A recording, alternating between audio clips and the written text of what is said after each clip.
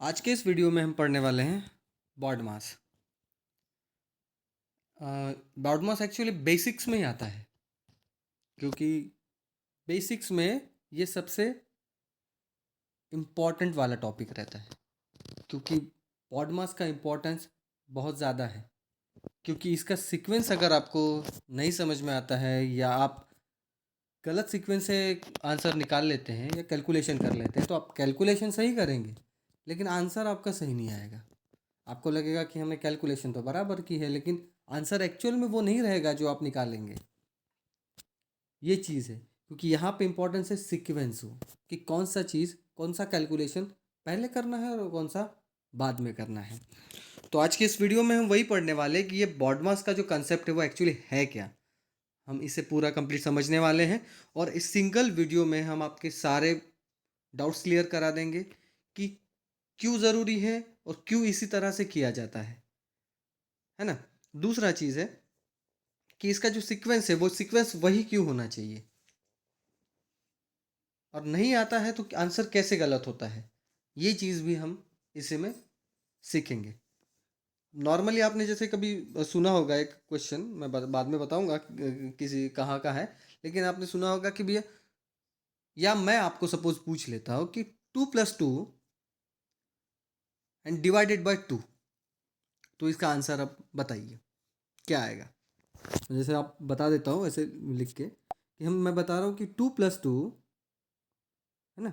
मैं लिखने से पहले ही आपको पूछ लेता हूँ कि क्या आएगा आंसर, आप बताइए क्या आएगा। एक्चुअली ये जो क्वेश्चन है ये पूछा गया था एक मूवी में, एक न्यूटन मूवी थी। वहाँ पे राजकुमार राव को एक क्वेश्चन पूछते हैं, एक फौजी रहते हैं, वो पूछते हैं कि बताइए 2+2 डिवाइडेड बाय 2 कितना होगा। तो राजकुमार राव वहाँ पे जवाब देते हैं, आंसर 2+2 4 हो गए डिवाइडेड बाय 2। मतलब एक्चुअली उनका अंडरस्टैंडिंग समझता हूँ, बता रहा हूँ। तो वो बताते हैं कि 2 आंसर आएगा। तब बोलते हैं, तो आप बताइए, चलो मैं तो बाद में बताऊँ, क्या जो ये जो आंसर है वो सही है। 2+2 डिवाइड बाय 2 का आंसर 2 बताया, क्या वो आंसर सही है। तो मैं बता रहा हूँ कि आंसर कैलकुलेशन सही है इसमें, कि अपने 2+2 4 किए और उसे डिवाइडेड बाय 2 कर दिया तो 2 आ गया। तो कैलकुलेशन आपका सही है, लेकिन आपका आंसर सही नहीं है, क्योंकि इसमें सीक्वेंस बराबर नहीं है ना। जैसे क्वेश्चन इसमें दिया था कि भैया 2+2 एंड डिवाइडेड बाय 2, तो एक्चुअली बॉडमस रूल ऐसा कहता है, मैथ्स ऐसा कहता है कि आपको पहले डिवीजन करना है एडिशन से पहले। तो अगर आप बॉडमॉस के रूल के हिसाब से आंसर निकालते हैं तो 2/2 जो रहेगा वो 1 आएगा, और ये पहले वाले 2 हैं, इसको इसमें मिला देंगे तो आंसर 3 आएगा। तो आज हम यही सीखने वाले हैं कि सीक्वेंस किस तरह से काम करता है और किस तरह से आपको बॉडमॉस रूल को अप्लाई करके आंसर निकालना है। तो चलिए आगे बढ़ते हैं। बॉडमॉस में एक्चुअली देखिए, मैंने जानबूझ के यहाँ पे बॉडमॉस ऊपर लिखा है और नीचे के कंसेप्ट में देखिए यहाँ पे विनक्यूलम, ये जो वर्ड है वो एडिशनल है। ये क्यों एक्चुअली इसमें नीचे में लिखा है, मतलब मैंने जानबूझ के लिखा है, क्योंकि ये जो विनक्यूलम है वो आजकल प्रैक्टिस में नहीं है। मैथ्स में वगैरह आजकल कभी इसके क्वेश्चंस नहीं आते हैं, लेकिन अगर आप बॉडमॉस पढ़ रहे हो तो आप हर एक चीज़ के बारे में आपको जानकारी होनी चाहिए कि क्या है, विनक्यूलम भी क्या है वो भी आपको पता होना चाहिए, कि ऐसा नहीं है कि कभी पूछा ना जाए। कभी ऐसा भी आ सकता है कि एक आधा क्वेश्चन ऐसा आ जाए जिसमें विनक्यूलम भी पूछ ले। सिंपल चीज़ होती है, एक ऊपर में एक हेड पे एक लाइन होती है जिसे कंसिडर किया जाता है ग्रुप। इसे हम आगे एक एग्जाम्पल लिया है, उसमें हम आपको कंप्लीटली समझा देंगे। तो इसका सीक्वेंस जो है वो हम देखते हैं। देखिए बॉडमॉस जो है ना, देखिए बॉडमॉस मैंने सीक्वेंस से ऊपर लिखा है बी डी, है ना, ये बॉडमॉस ऐसे लिखा हुआ है। तो सबसे पहले जो बी का है ना, ये डिनोट करता है ब्रैकेट को। मतलब क्या है कि अगर कोई भी क्वेश्चन है तो सबसे पहले आपको किसे सॉल्व करना है, ब्रैकेट को। उसके बाद आता है ऑफ। ये ऑफ आपको जनरली क्वेश्चन में कम ही दिखेगा, कभी जैसे परसेंट वगैरह निकालना रहता है वहाँ पे आप दिखेगा कि 20% ऑफ, 40% ऑफ। तो क्या है 40% ऑफ का क्या मतलब नहीं रहता, मतलब एक्चुअली मल्टीप्लिकेशन का ही रहता है। लेकिन अगर ऑफ दिया है मल्टीप्लिकेशन की जगह, तो जो मल्टीप्लिकेशन का साइन है उससे पहले इसका कैलकुलेशन करना पड़ेगा आपको। तो ऑफ एक्चुअली मल्टीप्लिकेशन को ही डिनोट करता है। उसके बाद आता है डिवीजन, है ना। उसके बाद आपको क्वेश्चन में देखना है कि डिवीजन कहाँ पे है। ब्रैकेट देख लिया, ब्रैकेट सॉल्व कर लिया। अगर वो नहीं है तो आप देखिए ऑफ है कहीं पे, ऑफ नहीं मिला, डिवीजन देखिए, डिवीजन मिलता है तो डिवीजन को पहले सॉल्व कीजिए। उसके बाद देखिए एम, मल्टीप्लिकेशन। मल्टीप्लिकेशन में उसके बाद डिवीजन हो गया, उसके बाद आप देखिए कि मल्टीप्लिकेशन कहाँ है। पहले उसके बाद आपको मल्टीप्लिकेशन करना है और उसके बाद करना है आपको एडिशन एंड देन सब्ट्रैक्शन। तो आपको इसी सीक्वेंस में चलना है। क्या है ना, क्वेश्चन रहेगा, आप कैलकुलेशन भी कर लेंगे, लेकिन सीक्वेंस अगर प्रॉपरली फॉलो नहीं हुआ तो आपका आंसर रॉन्ग हो जाएगा। तो उसी चीज़ को हमें समझना है, इसके लिए मैंने कुछ एग्जाम्पल्स दिए हैं, है ना। एक्चुअली ये जो एग्जाम्पल दिए हैं ना, मैंने कुछ 5 से 6 एग्जाम्पल सॉर्ट आउट किए हैं इसमें, और हर एक क्वेश्चन में मैं एक एक चीज़ आपको समझाने की कोशिश करूँगा, ताकि मतलब इसी 5-6 क्वेश्चन में आपके ऑलमोस्ट डाउट्स क्लियर हो जाए। तो आप सारे के सारे क्वेश्चन ध्यान से समझिएगा, मैं अपना बेस्ट ट्राई करूँगा कि आपको समझा पाऊँ, और आप थोड़ा सा ध्यान दे के पढ़िएगा कि कैसे कैलकुलेशन कर रहे हैं और किस तरह से कर रहे हैं। और कुछ डाउट अगर आपको आता है ना, प्लीज़ आप कमेंट्स में आप ऐसे लिख दीजिएगा। तो ये सामने आप देखिए एक क्वेश्चन है जिसमें दिया है 6 × 6 डिवाइड बाय 6 माइनस 6 प्लस 6। क्या आप इसे अपने से सॉल्व करके देख सकते हैं कि इसका आंसर क्या आएगा? ट्राई कीजिए।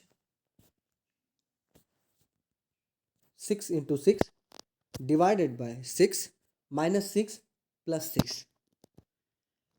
अब देखिए इसमें अपने बॉडमॉस का जो रूल है, आप अगर इसमें अप्लाई करते हैं, है ना, आप अगर खुद से भी निकाल के देखिएगा, ज़्यादा डिफ़िकल्ट क्वेश्चन नहीं है, सिंपल है। बस मैंने ये साइन को समझने के लिए इजी लिया हुआ है। तो हम इसको अभी सॉल्व करके देख लेते हैं। तो इसी क्वेश्चन को अगर इजीली हम लिखना चाहें तो क्या हम ऐसे लिख सकते हैं इसे, 6 × 6 डिवाइडेड का साइन है तो इसको 6 यहाँ ले लीजिए, माइनस 6 प्लस 6। तो क्या लगता है आपको, क्या आंसर आएगा इसका? कैलकुलेट करते हैं तो 6 डिवाइडेड बाय 6 क्या हो जाएगा, कट जाएगा और यहाँ पे 1 आएगा, है ना। 6 प्लस 1 ये आ गया अपने 6 × 1 अपना 6 आ गया, माइनस 6 प्लस 6। तो -6 + 6 यहाँ पे आ गए, आंसर अपना ये अकेला 6 बचा। तो ये आपका 6 आंसर आ गया। क्या सबका आंसर यही आया? तो इसी तरह से है कि आपको सीक्वेंस को समझना है, और आप हो सके तो इसको इजीली भी मतलब रख सकते हैं कि जिसे आपको समझ में आए। जैसे डिवाइडेशन में 6 ÷ 6 था तो मैंने इस तरह से लिखा, तो आप भी उसी तरह से लिख सकते हैं, या इजीली आप करना चाहो तो वैसे भी कर सकते हैं। जैसे 6 ÷ 6 तो 1 से डिवाइडेड हो जाएगा वो 6, है ना, 6 डायरेक्ट कट जाएगा उससे, तो 6 × 1 बचेगा, माइनस 6 प्लस 6। अब ये माइनस है, एक प्लस है 6 में, है ना, ये दोनों तो आपस में ही कट जाएंगे, तो 6 × 1 6, ये आपका आंसर निकल के आ गया, है ना। अब ऐसा नहीं कर सकते कि पहले 6 को 6 से माइनस कर दिए तो यहाँ तो कुछ बचेगा ही नहीं जिससे डिवाइड कर सकेंगे, है ना। तो क्या है, प्रॉपर सीक्वेंस आप करिए, प्रॉपर सीक्वेंस से सॉल्व कीजिए। अब हम अगले क्वेश्चन की तरफ बढ़ते हैं। अब यहाँ पे क्वेश्चन दिया है, यहाँ पे 3 चीज़ें दी है, एक डिवाइडेशन भी है, डिवीजन भी है, ऑफ का भी इस्तेमाल किया है, और ब्रैकेट का भी है। तो आप देखिए पहले सॉल्व करेंगे तो सबसे पहला आता है ब्रैकेट। बॉडमॉस में आप बी याद रखिए ब्रैकेट, ओ याद रखिए ऑफ, डी याद रखिए division, multiplication, addition and subtraction, ये इसके मतलब नाम में ही सीक्वेंस है। तो ब्रैकेट देख लेते हैं पहले। तो ब्रैकेट सॉल्व करेंगे तो 17 × 2 ये 34, और +3 ये कितना हो गया 37।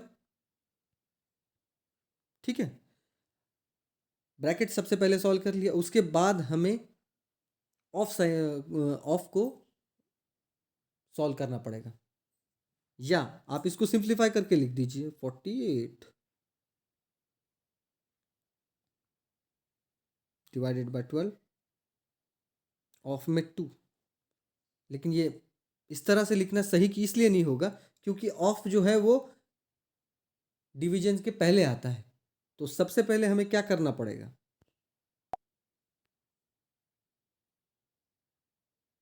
सबसे पहले हमें इसे मल्टीप्लाई करना पड़ेगा। तो ये मतलब 48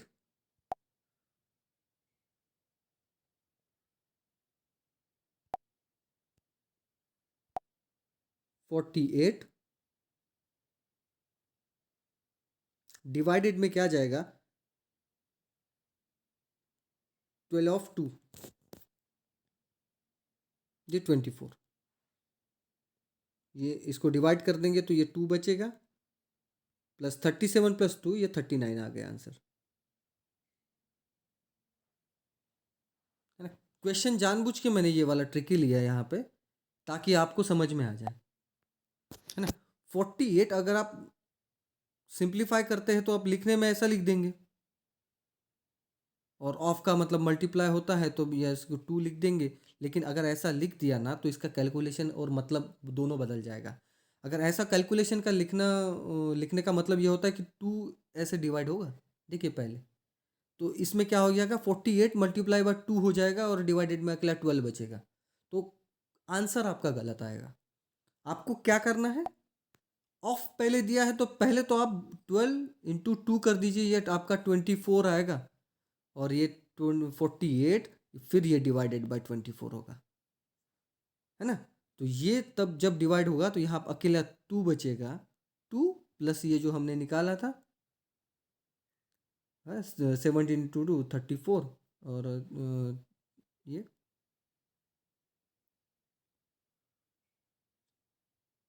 ये 37, तो इसका आंसर ये 39 आ गया, है ना।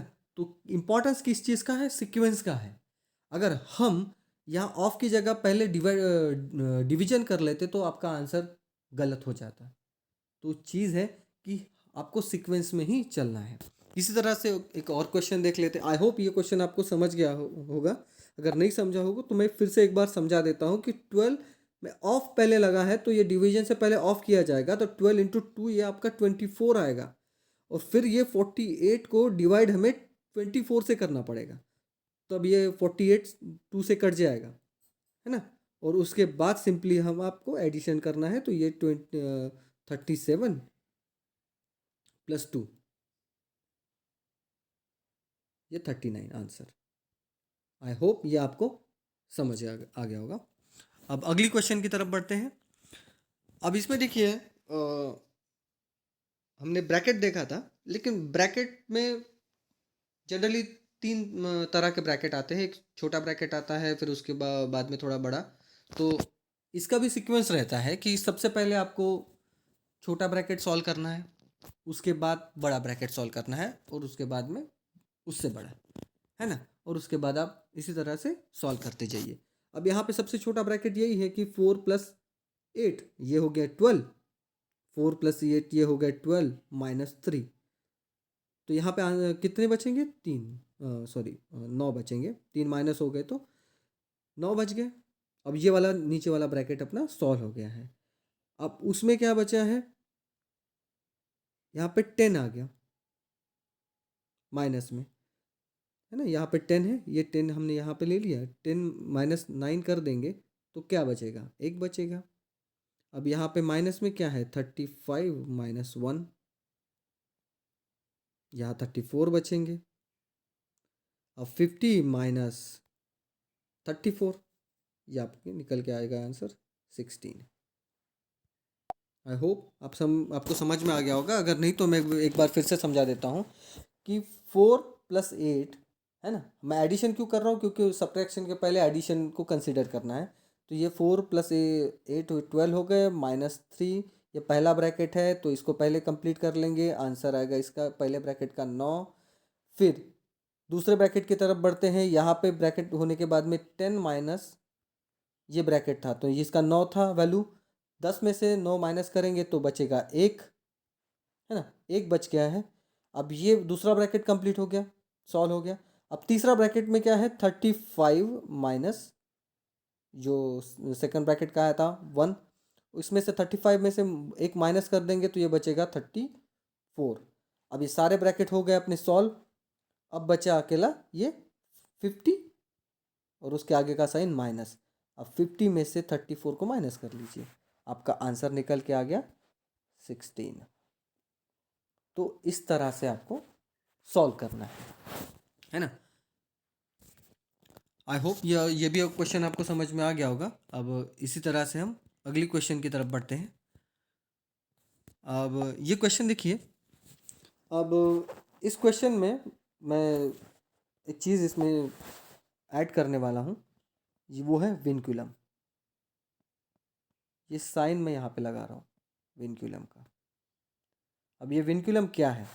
एक्चुअली विनक्यूलम में क्या होता है कि किसी वैल्यू के ऊपर में इस तरह का एक लाइन बनी रहेगी। अब जहाँ जितनी जगह पे लाइन बनी रहेगी ना, उतनी वैल्यू को आपको एक ग्रुप कंसिडर करना है।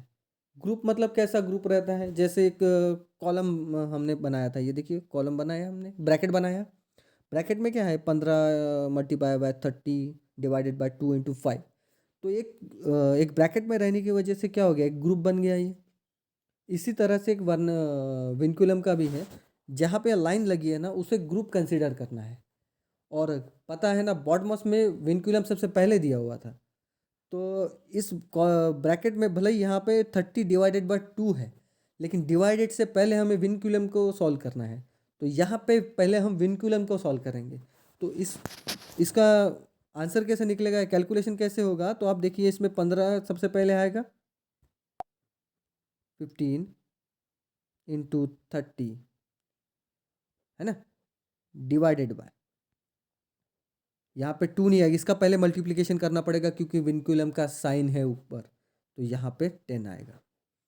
अब 30 को, अब मैं इसको ऐसे ना लिखते हुए आप ऐसे लिख सकते हैं इसे, है ना, 30 डिवाइडेड बाय 10, तो ये 0 0 कट गया। 15 × 3 45, है ना। अब इसके बाद में ये सॉल्व हो गया है। देखिए इंपॉर्टेंस ना ये सब ब्रैकेट का ही है। मैं इस क्वेश्चन से आपको विनक्यूलम का इंपॉर्टेंस समझाने की कोशिश कर रहा हूँ।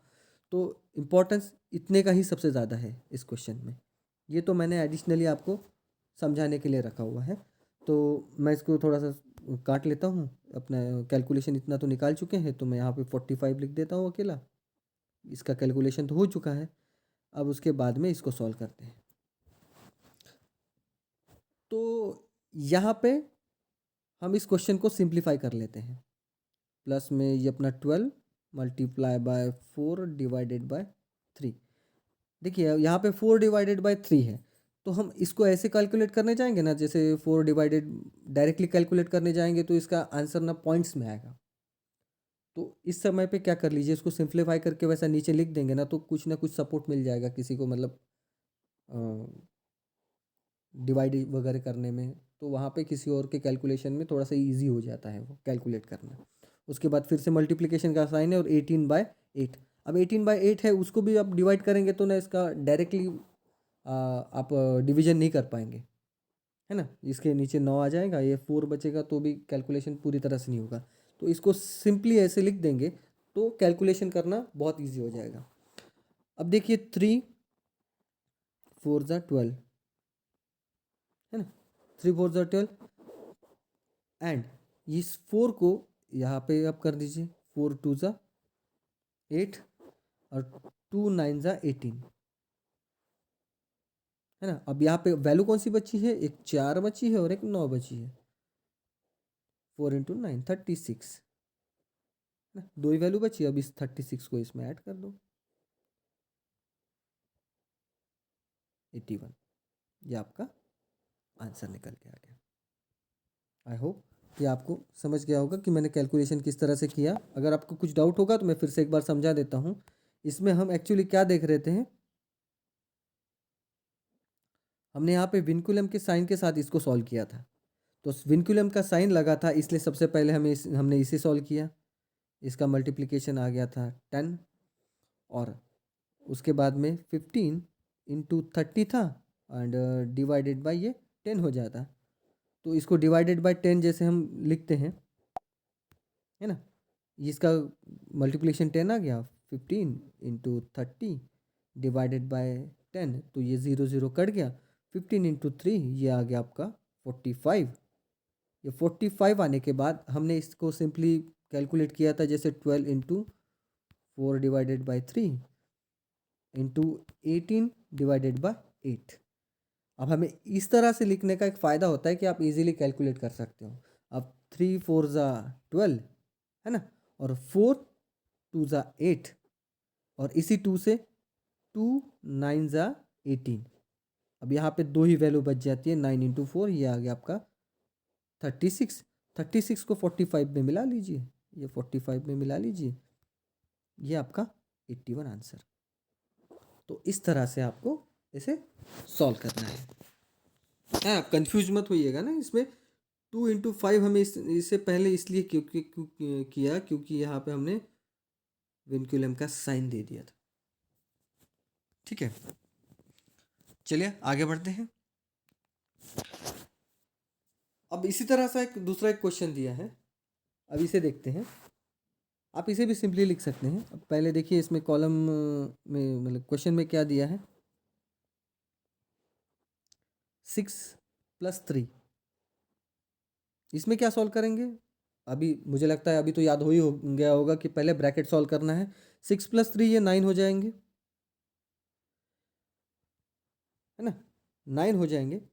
उसके बाद देखिए 12 ना एक एग्जैक्टली एकदम ब्रैकेट को लग के हैं, तो सबसे पहले ना आपको इसे सॉल्व करना पड़ेगा फिर, या आप इसी को ऐसा लिख दीजिए, 9 मतलब 108, 3 इंटू 3 इंटू 3 इंटू 4, एंड ये 4 प्लस में जाएगा। क्या हम इस तरह से लिख सकते हैं क्या? कैलकुलेशन ना आपको इसका सबसे पहले करना पड़ेगा। क्या ना, यहाँ पे 12 के बाद में कोई साइन नहीं था, ये एकदम एकदम क्लोज था इसके। 12 12 किसके एकदम क्लोज है, इस कॉलम के। 6 + 3 का जो कॉलम है ये एकदम उसके क्लोज है, तो इससे ना आप पहले कंसिडर कीजिए।